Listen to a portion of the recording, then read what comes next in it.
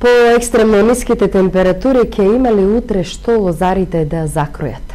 Искуството на старите лозари пренесено на младите земјоделци. Агрономите порачуваат примена на посебна резидба кај оштетените насади со техника на засек на ластерите. Утре традиционално лозарите ќе ги закројат лозјата. Постарите и искусни лозари подсетуваат зошто е важна резидбата, но и тоа дека има посебна техника за утврдување на степенот на оштетување кај ластерите, кај кој треба да се направи пресек за да се утврди дали папките се здрави и дали лозите годинава ќе дадат род. Треба да се внимава на тоа кои ластери се поздрави, попапки, подобри папки и имат помало оштетување, а тоа може да се направи со ставање на прачките на топлотна, на дневна температура и со правење пресек на папката, може да се види дали е оштетена, ако е покафена, значи е оштетена, ако е зелена, тие папки се зрели. Лозјата годинава настрада од поларниот бран, кај некои сорти ќе има поголеми штети. Првичните проби во Штипскиот регион покажаа дека до 90% измрзнување ќе има кај вранецот. Ластерите се над земјаната површина и тука ниски температури имат поголемо влијание, така да кај одредени сорти на винова лоза ќе има и значително оштетување на лозовите папки. Околу 400 хектари во Штипско се под винова лоза, 50 се ново подигнати насади. Најмногу од сортите се застапени вранецот и смедеревката. Оштетувањата настануваат кај вршните папки, на основата поретко измрзнуваат, така што при кроењето може да има отстапувања и да се примени посебен вид на кроење. Порачуваат искусните лозари за традиционалното закројување на виновата лоза. Подаде лозито, на празникот агрономите предупредуваат, условите се идеални. Во очи на големиот празник Свети Трифун, лоша вест за македонското вино. Хрватска наметна нов правилник за да си го заштити своето вино, но на штета на македонското, кое во оваа земја годишно се извезуваше околу 17 милиони литри или представува 24,2% од вкупната вредност на извезеното вино од земјава. Пред големиот празник Свети Трифун пристигнува лоша вест за лозарите и винариите дека 24% од произведеното македонско вино ќе остане непродадено и складирано во винарските визби, бидејќи Хрватското министерство за земјоделство донесе правилник кој од 1 јануари годинава на македонските винарии им наметна дополнителни нетарифни мерки, зголемени трошоци и период од повеќе од 1 месец македонското вино да биде пуштено во промет на хрватскиот пазар. Период кој до пред нова година траеше само 24 часа. Сдруженијето Вина од Македонија веќе доставиле барање до надлежните македонски институции да се реши овој проблем на билатерално ниво. Собствениците на македонските винари забележуваат дека правилникот значи и нова трговска војна, а согласно подпишаните спогодби со Европската унија не смее да се наметнуваат вакви мерки. Македонија годишно произведува околу 120 милиони литри вино, од кои 96% е наменето за извоз. Според анализите на Сдруженијето на македонски винари, Хрватска се издвојува како една од најзначајните извозни дестинации, каде што годишно се извезуваат 17 милиони литри во вредност од 11,2 милиони евра, што е речиси 1/4 од купната вредност на извезено вино од земјава. Проблемов кој деноиве го имаат македонските винарии ќе се рефлектира и врз исплатата на предаденото грозје, но и плановите кои што ги имаат винариите за откуп на грозјето за тековната година. Штипското здружение на пензионери нема пари да ја продолжи понатамошната изградба на објектот кој треба да биде дом за стари лица.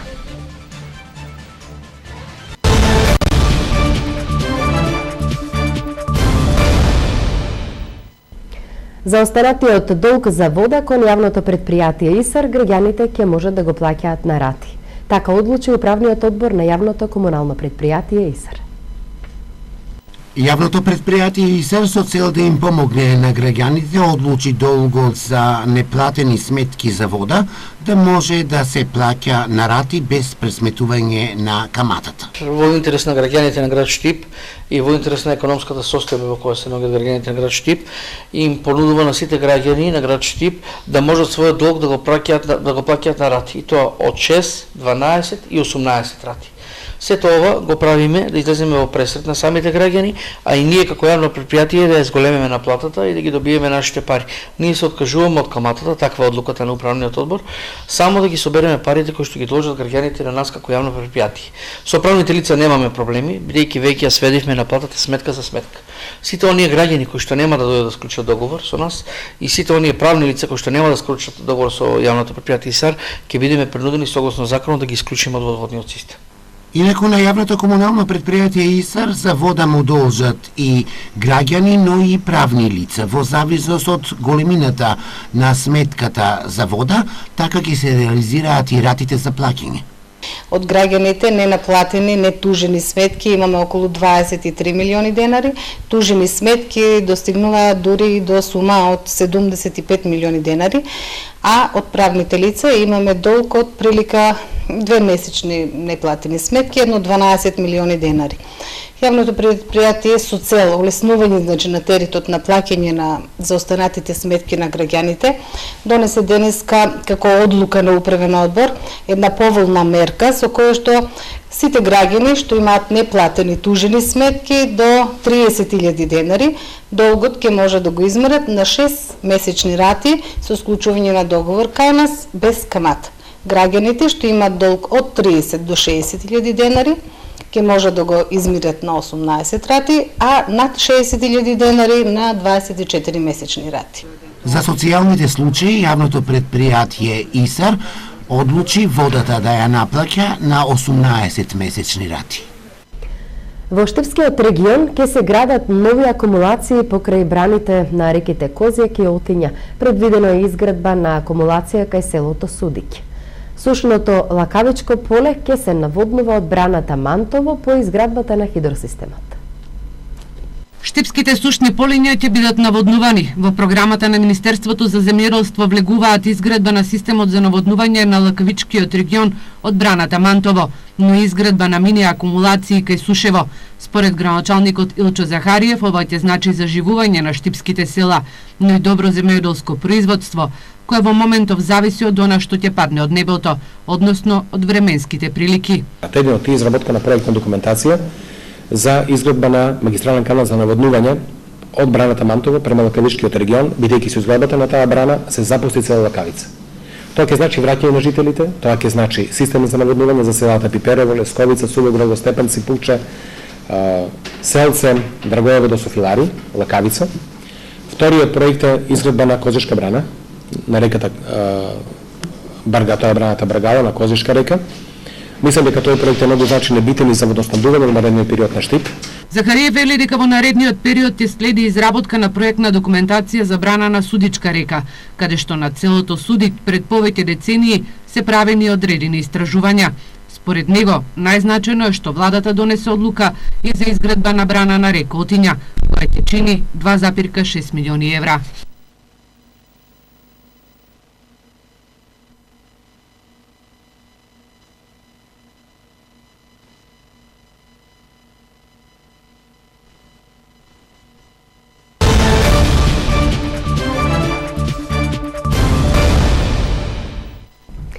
Во продолжение за здравјето за една од најопасните болести на денешницата – хипертензијата. Намален внес на сол, алкохол никако, поголема физичка активност, здрава исхрана. Ова се најважните фактори кои може да помогнат во борбата со високиот крвен притисок. Хипертензијата или тивкиот убиец не се лекува, а пациентите својата состојба може да ја променат, односно да ја регулираат со медикаментозна терапија и со здрав живот. 140/90. Ова се бројките кои покажуваат дека имате проблем со притисокот, советуваат интернистите. Проблеми со притисокот има секој 4 до 10 возрасен граѓанин. Загрижувачки е фактот што од хипертензија се повеќе страдаат и младите луѓе, што според лекарите се должи на зголемената телесна тежина.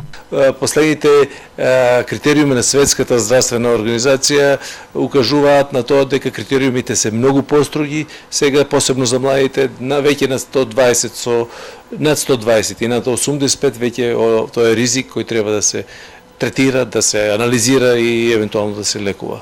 Честата промена на временската температура, како и прекомерното внесување на сол, лошите навики и слабата физичка активност се водечките фактори за појава на хипертензија. Апсолутно, луѓето со лабилен крвен притисок со нерегулиран секако реагираат на временските прилики, начинот на исхрана, начинот на однесување, расположението влијае на крвниот притисок и сите тие елементи треба да се земаат во предвид кога се регулира притисокот. Покачениот крвен притисок е водечки ризик фактор за мозочен удар и срцеви заболувања. Болеста не се лекува, а состојбата кај пациентите се регулира со редовна терапија. Имајќи во предвид дека дел од новата велосипедска патека во должина од 3,5 километри поминува покрај бунарите за вода, а заради поголема безбедност на бунарскиот систем, јавното предпријатие Стипион презеде активности за поставување на ограда во овој дел на патеката. Јавното предпријатие Стипион започна со поставување на жичена ограда на дел од велосипедската патека која неодамна беше пуштена во употреба. Станува збор за околу половина километар од патеката која ќе биде заштитена на едниот дел со жичена ограда, а истата се поставува со цел заштита на бунарите на јавното предпријатие Исар, од кои граѓаните се снабдуваат со вода за пиење. Поставувавме столбови за да можеме да ја заштитиме и патеката, а од друга страна и да ги заштитиме бунарите од каде што градот се снабдува со вода. Бидејќи се од вително значење, сметаме дека е потребно една ваква ограда да поставиме. Должината на оваа делница која што е сега моментално ја работиме некаде околу 600 метри, меѓутоа ќе продолжиме и понатаму се оному каде што сметаме дека треба да биде оградено, ние тоа ќе го завршиме. Екипите на јавното предпријатие Стипион ќе работат и на уредувањето на двата пешачки мостови во овој дел од велосипедската патека. Инаку ќе престои и уредување на мостовите, овие два што ги имаме пешачки мостови, така да можат и граѓаните од Балканска и од Македонка да можат да ја користат оваа патека, да можат ќе се направат и пристапни патеки до самите мостови, да можат и со велосипед да дојдат и да ја користат оваа велосипедска патека. Исто така, кај велосипедската патека ќе се поставува и урбана опрема. Инаку должината на патеката е 3300 метри, а претходно изградената пешачка патека е во должина од 1700 метри. Со овие инвестиции Штипјани за рекреација имаат патека во должина од 5 километри. Во продолжение одиме малку со статистика, односно колку туристи Македонија примила изминатава година. Македонија минатата година во декември евидентирала 42.101 турист кои оствариле 81.060 ноќевања, што представува зголемување за 4,4% во споредба со истиот месец од претходната година, додека бројот на ноќевања е зголемен за 4,7%. Според податоците на Државниот завод за статистика, бројот на домашните туристи во декември 2016 година во однос на декември 2015 година е намален за 5,3%, а бројот на странски туристи е зголемен за 11,2%. Бројот пак на ноќевањата на домашните туристи е намален за 4,6%, а бројот на ноќевањата на странските туристи е зголемен за 12,5%. Во периодот јануари-декември, значи целот 2016 година, во однос на претходната 2015, бројот на туристите е зголемен за 5%. Кај домашните туристи има зголемување за 4,8%, а кај странските за 5,1%. Бројот пак на ноќевањата пораснал за 2,8%, при што кај домашните туристи има зголемување за 3,6%, а кај странските за 1,7%.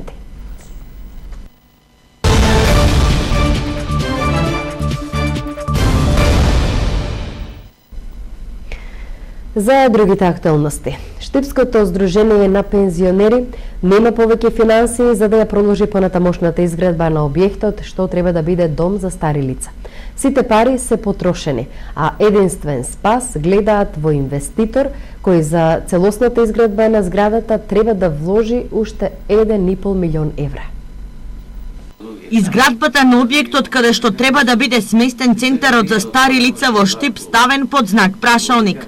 Штипското здружение на пензионери повеќе нема пари да ја доврши зградата.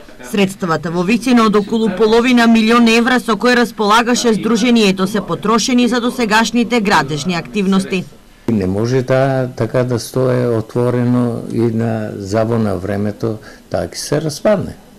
Бидејќи средства ние немаме. Тоа се до тука, до тај степен што е објектот, тоа се лично средства на Сдруженијето на пензионери Штип. За целосно завршување на објектот и пуштање во употреба, според калкулациите се потребни околу 1,5 милиони евра. Пензионерите очекуваат помош од ресорното министерство или да се изнеде инвеститор со кој ќе склучат договор за партнерство. Ние до сега практички тука некаде 35-40% би требало да имаме.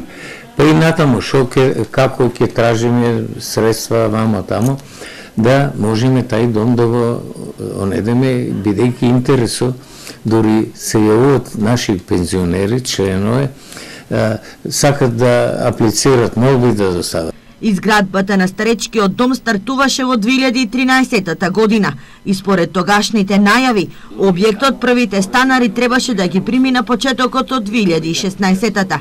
Целосната реализација на проектот чини 45 милиони денари. Пред спортот еве делот содржината на крими билтенот. Кривична пријава за тројцата кратци на звоната од црквата Свети Пантелеј. За непочитување на судска одлука за семено наследство, кривично од полицијата заработи и 59 годишен Свети Николченец. Полицијата поднесе кривична пријава за тешка кражба против тројцата кочанци осомничени за кражбата на црковни звона, кои потоа ги проделе во откупен центар за старо железо. Кражбата беше пријавена на празникот Водици. По неколку дена полицијата ги фати сторителите, двајца малолетници и 35 годишен кочанец. Искршените делови од црковните звона ги продале во отпад. По претходно обезбедена наредба од надлежен суд, извршен е претрес и одземени и пронајдени се 3 парчиња од црковните звона. И 59 годишен Свети Николченец од денеска е со кривична пријава од полицијата. Ја заработи за случај поврзан со семејно насилство, конкретно за неизвршување на судска одлука. Пријавениот, иако знал дека не сме да и се приближува, да ја вознемерува или да и се заканува, отишел во дворот на куќата каде живеела ПП и мафтајки со чекан во рацете, упатил навреди и закани на незиниот татко.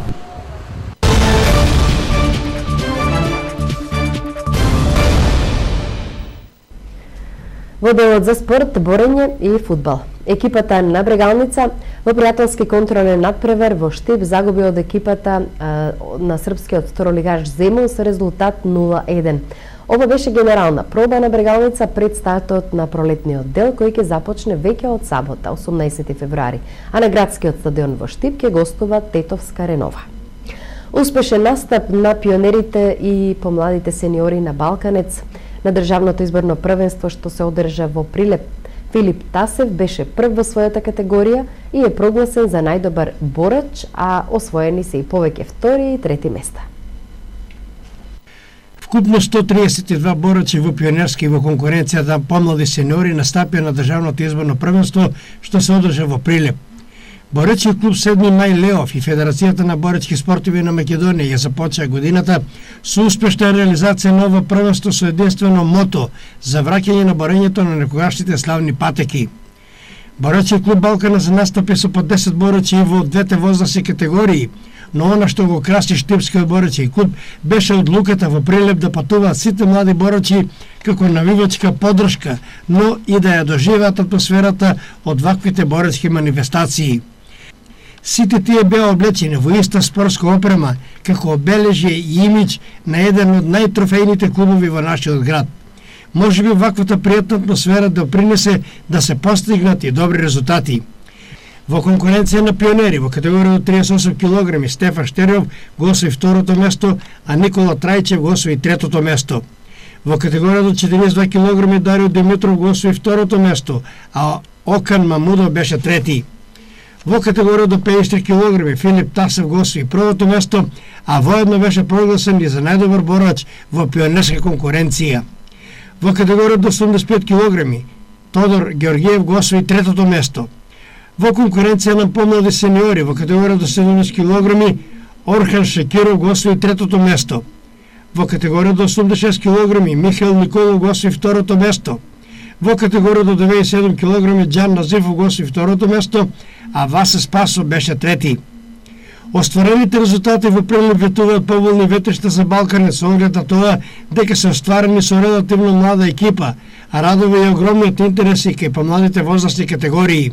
Тие вредно тренираат, но раководството на клубот им овозможува да присуствуваат на боречките манифестации на кои ем ја доживуваат навивачката атмосфера, ем ги впиваат боречките зафати и вештини на постарите колеги. Овде ја заокружуваме понеделничната информативна програма на Ирис телевизија. Благодарам за вниманието, поздрав од дежурната екипа и имајте убава вечер.